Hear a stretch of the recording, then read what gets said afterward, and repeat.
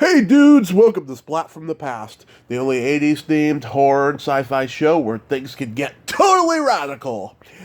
Now today, I will be welcoming my second guest from You Can't Do That on Television, the vastly underrated, vastly forgotten Canadian sketch comedy kids show from Nickelodeon back in the 80s, Christine McGlade.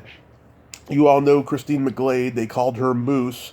She was the, curly, dark haired tomboy girl on the show. I'm having her on the show today to talk about her memories of making the show, you know, the legacy and what have you. And she was also on another show called Whatever Turns You On with Ruth Buzzy. I want to ask her about that. And then she went into producing television in Canada for a show called Playground. And she's really been advanced in the forefront of technology. She works for a technology company, or she has one, I should say, something along those lines. I don't know. I'm not savvy when it comes to technology, let alone reading the knowledge of it. It's just like alien to me. But we will find out on the show today. So yeah, here is my interview with Christine McGlade.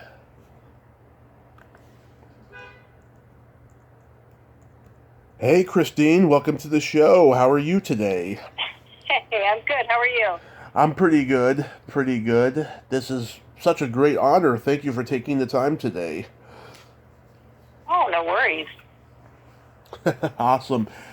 So, going back in time, you were a teenager when You Can't Do That on Television started, but did you gravitate toward acting and performing much earlier than that?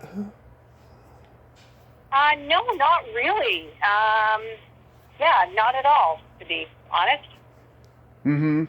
That was my first foray. Your first foray. What was the original trajectory you were on? I mean, I wasn't on much of a trajectory. I was, in middle school, and Mm-hmm.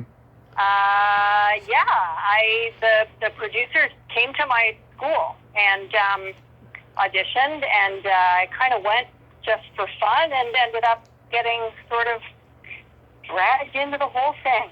Yeah. Wow. So yeah, so you didn't know what you wanted to do or what you wanted to be. You were just a kid living your life, and then it just came to you. Kind of. I mean, I wasn't, I was already, I guess you would say, a kind of a bookish kid, so I was into, like, art and reading, but hadn't never really done any performing, hadn't taken any kind of, like, lessons in that area, so, yeah, so that was all a first. Huh. You had never done at least a school play? No, not at all. Wow, that is crazy. What part of Canada are you from?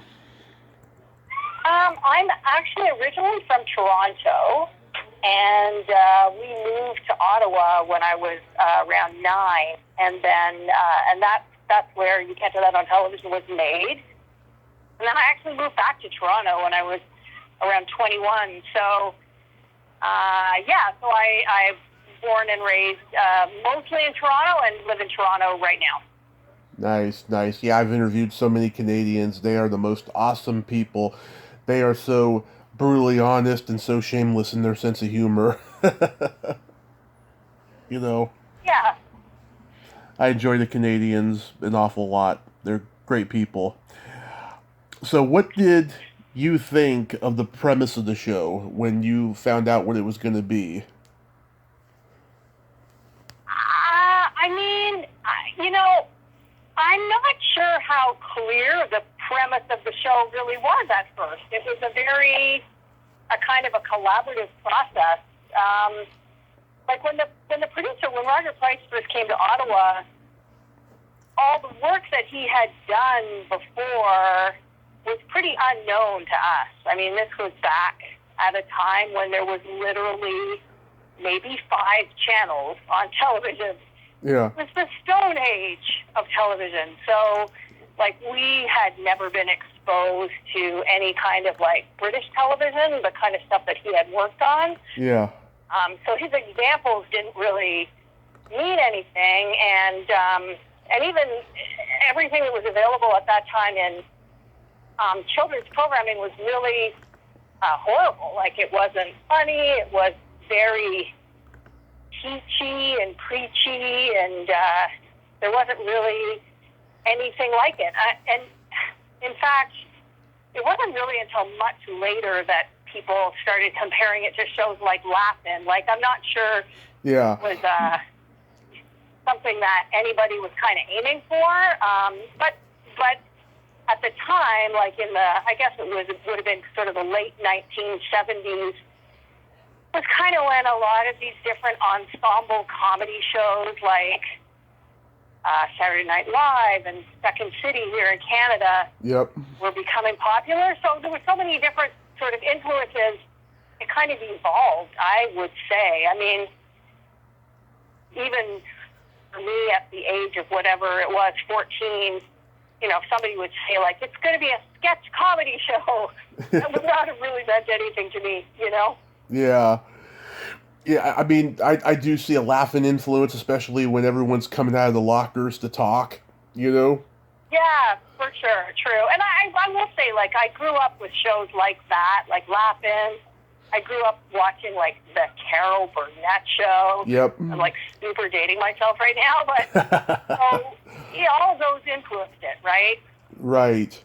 But you said he had kind of a British comedy sensibility, like Monty Python or something like that? Well, Roger Price, the producer, is British. Yeah.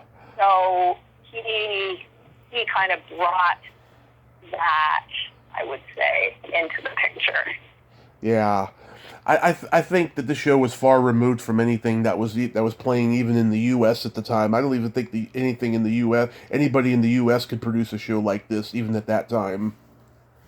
I agree. Like, that's the thing, and especially not for kids. So, like I said, like, the shows that were, like, I don't remember watching this show because I didn't like it, but I do remember that there was a show on television in the late 70s called Circle Square. Mm-hmm. And it was I think it might have been a little bit religious. Like, it was very sort of moralizing. It was very, like semi-educational in the worst possible sense of the word. Yeah. So there wasn't much. Like, I don't think there was really much for kids in that age range from, like, 9 to 14, when kids are kind of, like, don't really want to watch little kid programming anymore, but maybe the adult programming is a bit too adult for them. Right. It's so different because we have so much today. Like, we have entire channels dedicated to that whole genre of comedy that appeals to a really broad age range, but that just didn't exist back then. No, it was completely different. You were my favorite on the show because you had this... Oh, thank you. Absolutely, because you had this dry, cynical wit about you that was a lot of fun, you know, and I'm sure you hear this all the time. You looked really good in a bikini. Oh, I certainly haven't heard that for many years, so I'll take it. I'm flattered. Yeah. Did you and everyone like getting slimed and wet with the water?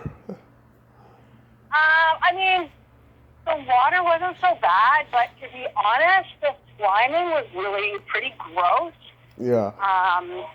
Just because they were always, like, sort of, like, playing with the recipe. Yeah. And for a while, the recipe seemed to be mostly comprised of, like, flour and water, which you might recognize from paper mache. It's essentially glue. And I have really kind of curly, frizzy hair, so it, like, literally would get super stuck in my hair, and it was pretty gross. But I think this has probably been mentioned before, but got a bonus. So I don't remember really what it was. It might have been like a $25 bonus for water and a $50 bonus for getting slimed. Uh-huh. So that was exciting. Did that recipe include oatmeal? Yeah, I mean, like I said, they kind of would change it all the time. Yeah. Trying to tweak it and perfect it. And, like, sometimes it would be sitting around in buckets, like, for a long time, so it would be cold. Yeah. So it was gross, but it was fun. Yeah, that was my favorite part of the show. That was what I looked forward to seeing every day. I was like, "Ooh, I wonder who's getting slimed today, or who's going to get wet today." That was just like, that was what appealed to me as a kid. Yeah, I think that's really, like, that has to be attributed to the producer, Roger Price, because I think that was a super brilliant insight that he had, which was he was going to put these sort of normal kids on TV and kind of give them permission and give them the script to be, like, really smart alecky. Yeah. And like you said, like, sort of cynical and to kind of mouth off to the adults, but they would sort of get dumped on. So he was pretty clever to realize how much that would appeal to audiences, I think, of children. Yeah, I've talked to Abby Haggard, and I just adore her. She was a wonderful guest. I expected to only talk to her for maybe a half an hour. We talked for over 2.5 hours, and she was making me laugh the entire time. Yeah, she was so. I'm not surprised. Hilarious. Yeah, she is just so hilarious. Her and Les Lai, I think they really carried that show.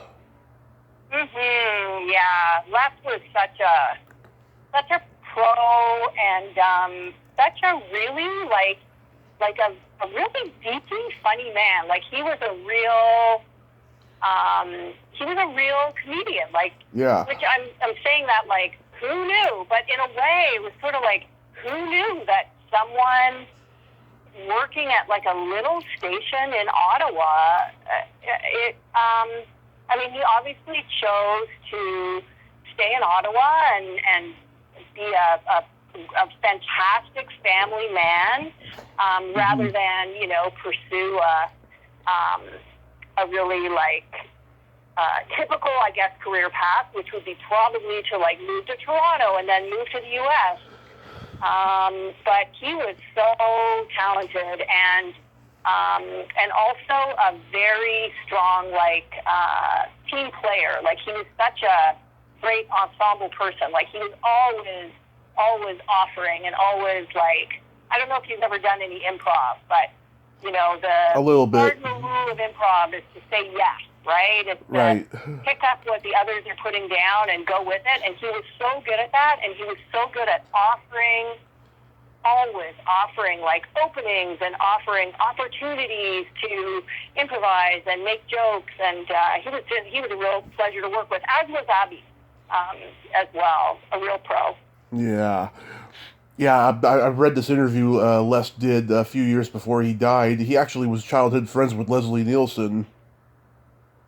I'm so not surprised. Yeah. That makes a lot of sense. It sure does.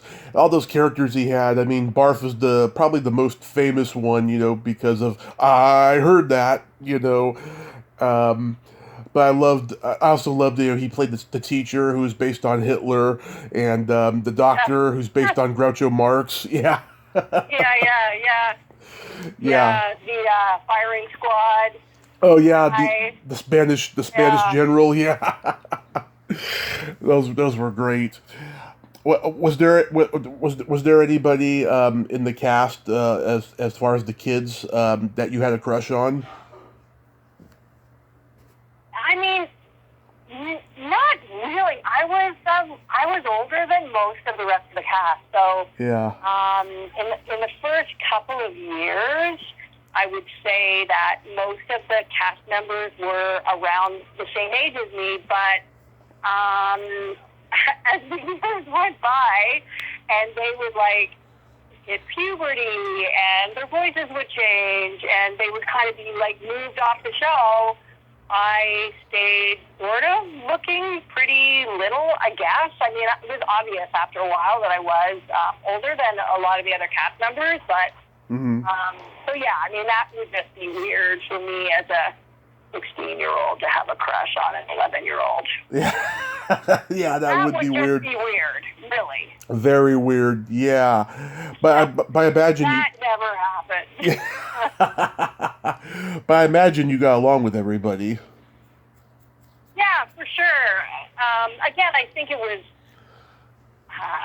easy in a way for me to get along with them because like I said, I was older, and I think I was a bit of a kind of a bitchy character on the show, but I think behind the scenes, we all spent so much time together because we had improv and drama lessons all the time during the week, and so I think I was maybe a bit of a big sister kind of a role in the group.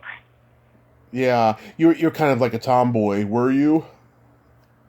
Yeah, I would say so. Yeah. Yeah. Yeah, I got my first motorcycle when I was 17, and I never really shied away from things that were supposedly only for boys, and that kind of thing was a lot more extreme, I would say, in the 70s and 80s. Things are for sure a lot more open now, but I've never been one to believe in gender roles. I think those are very limiting. Mm-hmm. That's good. Yeah, and amongst the many kids that were in the cast was Alanis Morissette. Yeah, that's right, yeah. Yeah, what was she like? She was so talented. I think she was only on a couple of shows, but I really do remember spending some time in the studio with her. Yeah. Just being kind of blown away by her talent. Before she ever was on You Can't Say That on Television, she was already singing. She already had a singing career that was well on the way. Super, super talented. She was always a real going concern. It was not in any way surprising that she became so successful, especially in music, because she was always just had such a great voice. Yeah, I interviewed the woman who directed her famous Head Over Feet video, and she told. Oh, fun! Yeah, to me that's one of the best music videos ever made, and she told me she was very collaborative on it, and then she ended up photographing her on tour for the next 5 years or something after that, and she just said she's just this wonderful, talented lady who's a ball of energy, and she's just very humble, Yeah, for sure. That doesn't surprise me at all. I mean, I think one of the things that I'm going to say that Roger and then Jeffrey Darby, the director, and Carol Hay, our drama coach, I think they had a very good eye for very normal kids. So there were never any kids on the cast who were prima donnas or anything like that. And part of that might have to do with their casting abilities, and part of it might also have to do with, again, all the improv work that we did together. Yeah. It was a real kind of a ensemble feeling, always. Mm-hmm. Yeah, I've reached out to Vanessa Linders and Adam Reed. Never heard back from them, so I was just flipping in excitement when you finally got back to me. Yeah. Wasn't there a season where you had to wear a wig because you had punk rock hair? Yeah, for sure. That probably went for a couple of seasons. I mean, I wasn't ever allowed to cut my hair, and then I was a teenager, 16, 17, and really kind of getting into the punk rock scene, and I really wanted to cut my hair, so we actually had an opportunity to make a pilot for Disney. It didn't end up getting picked up, but the producers were like, "Oh, okay, you can cut your hair for the pilot." But then the pilot was done, and we had to go back into production on You Can't Do That on Television. And they were like, "Oh, okay, now you're going to have to wear a wig." Yeah. What do you remember what that pilot was? Yeah, it was called Bear Rapids. What was it, like a spin-off? No, it wasn't a comedy show at all. It was like, it would have been a really cool show, I think. It was about a bunch of kids, who were, I think the idea was that they were park rangers. So it was about me in theory and my little brother, who was going to be played by another kid on the show. We were supposed to be like park rangers, because there's a lot of really beautiful natural environments around Ottawa. Like, you can drive for 10 minutes and you're in the forest, basically. So I guess that's why Disney wanted to come up and shoot it there and work with Roger and work with the kind of the cast that he already had access to. Yeah. Different other cast members would play other characters, but it wasn't comedy. It was going to be like a drama. Making the pilot was super fun, but it never got picked up. So. Oh, that sucks. The breaks. Yeah. Do you have any favorite episodes of You Can't Do That on Television?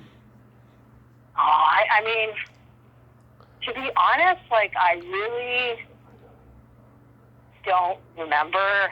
You know, they sort of blend into one. There's a lot of really great moments that I recall, like, my dad was on the show. Yeah. Which was fun. And my little sister was on the show. My little brother was on the show. So that kind of stuff I remember quite fondly. Okay, there's 2 episodes I love, and I don't think you're in them. They may have been right after you left. I can't remember. It's been a while. What? And you're bringing it up with me? I'm kidding. Oh, they're pretty damn funny. The first one is one where they're talking about smells. And there was this joke at the end. I swear to God, to this day, I've never seen my father and my brother laugh so hard together. You Can't Do That on Television has been a bad smell production. And then Les is, playing the announcer. And I don't know, he's trying to analyze something he said, like he always does at the end. And then next thing you know, this big old fart comes up. And my dad and brother cracked up, and that was actually funnier than the joke itself, I thought. And I love fart jokes. That episode, and then there's one where they're playing cowboys, where they're in the country, and they're doing a Walton's parody where Les, Abby, and all the kids, Adam, Alistair, all of them, they're all in bed, and they're all saying goodnight to each other individually. And you see it 3 times, in the beginning, middle, and end, and then at the end, the sun comes up. Yeah, it was a good gag. And then they start saying good morning to each other, and then the episode's over. Yeah, that was a funny episode. Yeah. So what made you leave after 7 years? I mean, basically, I was just too old. Yeah. At a certain point, it doesn't make sense with the kind of the whole ethic of the show. I mean, the show was supposed to be kind of about, like, a bunch of kids making a show. The show's made by kids, for kids, and, at a certain point, that just doesn't work anymore if the cast members are clearly, like, adults. And I ended up doing a fair bit of work in TV behind the scenes after You Can't Do That on Television. I produced children's programming. Right. Directed children's programming, and I really get that. Like, I've had to ask hosts to move on because, for little kids, right, for preschool programming, it totally works if the hosts are adults. Right. But for kids, when they start to be like 9, 10, 11, you really want to hit that sweet spot where the host might be 18 or 19, but they kind of look more like 15. So I get it. Like, the show just doesn't work at a certain point. And it was time to move on anyway. I had already moved to Toronto. Yeah. So going back to Ottawa it wasn't like easy to kind of do that every few weeks, go and sort of block tape a bunch of stuff. So yeah, it was time. And again, as I said, I ended up continuing to work with Roger and work with the team on a bunch of work with Nickelodeon on Playground and on other productions. So yeah, Playground just behind the scenes. Yeah, like Playground, which was on the same network in Canada, right? So I did produce a show called Playground for CBC, which is a network here in Canada, but not the same one as you can't do that on television. Okay.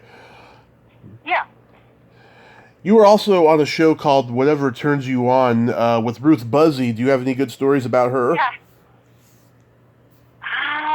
Man, I mean,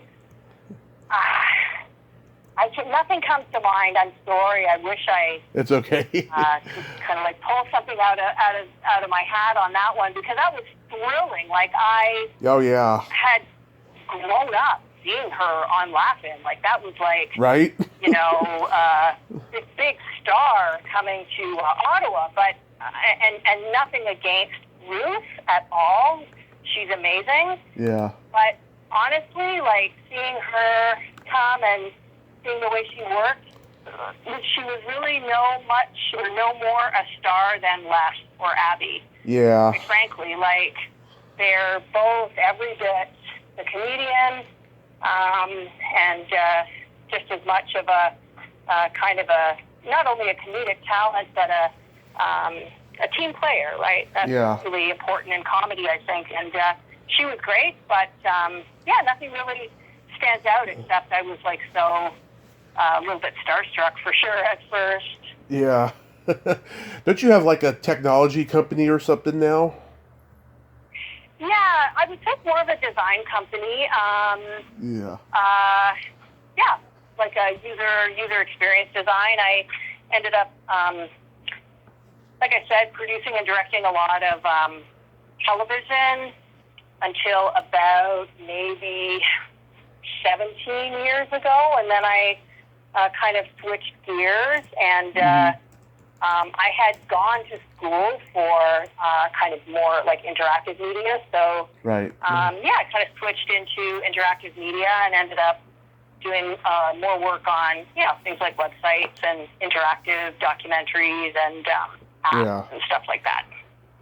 Yeah, I was briefly reading something about that, and I'm not tech savvy. I don't know, much about technology other than what's in front of me. Do you? Yeah, right. Do you enjoy doing that more than working in television? Yeah, I mean, honestly, I'm going to say probably the last 5 years, what I've been doing more and more and more is teaching. So right now, that's almost all I do. I teach a bunch of different design and media topics. Yes.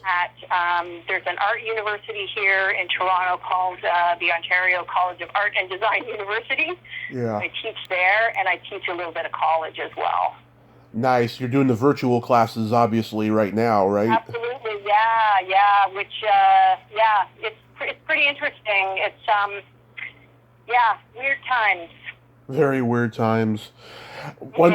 One last thing, Christine, before I get to my next interview. Why did they call you Moose?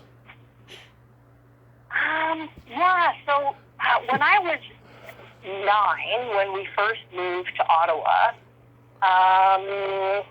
there was a couple of kids in my grade 4 class at Blackburn Hamlet Catholic School who started started calling me Moose Yeah. as a joke because of the character in the Archie comics, who is so giant. Because I was like the shortest kid in the class. Right. Always. Like, I looked in grade 4, I looked like I was in kindergarten. So they started calling me Moose as a joke, and I made the mistake of mentioning it in my audition to Roger, and he totally latched onto that. He thought that was hilarious, and it stuck. Nice. Well, thank you so much, Christine, for coming on today. This was a real dream. All right. And I hope your virtual classes continue on, and you get to do it in person again in the future after all this craziness is done. Yeah. Thanks so much. Thank you, and you make sure you stay safe. Wash your hands. Don't touch your face. Wear a mask, and vote. And clean out your belly button. That's what I tell people too. Yeah. Okay, stay safe, Christine. Thanks. All right. Thank you. Okay, bye-bye. Well, there you have it. Christine McGlade. Ain't she a sweetheart? Oh, what a nice lady, and great stories there. She's still the dry, cynical-witted Christine that I remember from You Can't Do That on Television. If you like this video, everyone, please subscribe to my YouTube channel, add me as a friend on Facebook, join my Tommy Kovac comedian page on Facebook, follow me on Twitter and Instagram, and all that fun stuff. Well, that's all the time we have this week on Splat from the Past.